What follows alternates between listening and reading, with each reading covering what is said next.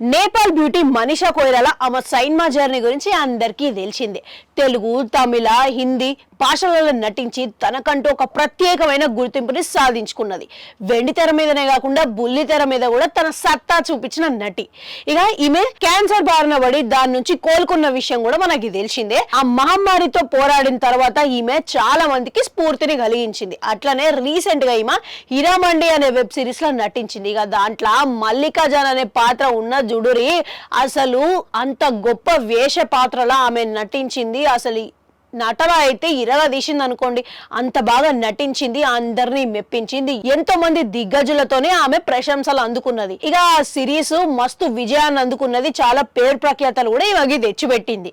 అయితే తాజాగా ఈమె నేను హిరామండి వెబ్ సిరీస్ షూటింగ్ చేసేటప్పుడు ఎంతో అసౌకర్యానికి గురైనా అని ఈమె ఒక ఇంటర్వ్యూలో రివీల్ చేసింది. నేను నా జీవితంలో చాలా విషయాలకు కృతజ్ఞత చెప్పుకోవాల్సి వస్తుంది. ఎందుకనంటే నేను ఎంతో ముఖ్యమైన పాత్రలు చేసిన, గొప్ప నటులతోని, గొప్ప దర్శక నిర్మాతలతోని పనిచేసిన, కాలం పెట్టిన పరీక్షలో కూడా నేను నెగ్గిన. భగవంతుడు దయతోని నాకు రెండోసారి బతకడానికి ఛాన్స్ ఇచ్చిండు. ఇక క్యాన్సర్ తో పోరాడిన తర్వాత నేను ఎన్నో ఒడిదుడుకులని ఎదుర్కొన్నా.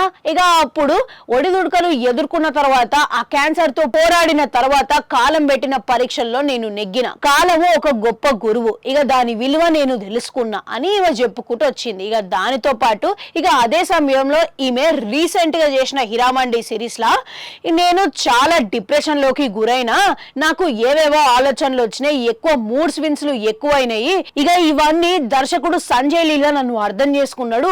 కాబట్టే 12 దాటిన తర్వాత నేను చేసే పాత్రను మాత్రం ఆపేసేటోడు.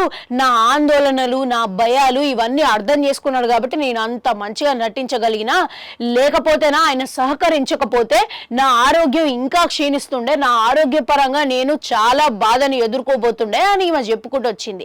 ఎంత ఏమైనా సరే వెబ్ సిరీస్ షూటింగ్ తర్వాతనే నా ఆరోగ్యం మీద శ్రద్ధ పెట్టుకోవాలని నేను ఎన్నో సార్లు అనుకున్నా. ఇక సంజయ్ లీలా కూడా దాన్ని అర్థం చేసుకొని దానికి తగ్గట్టుగా నడుచుకున్నాడు అని ఈమె చెప్పుకొచ్చింది.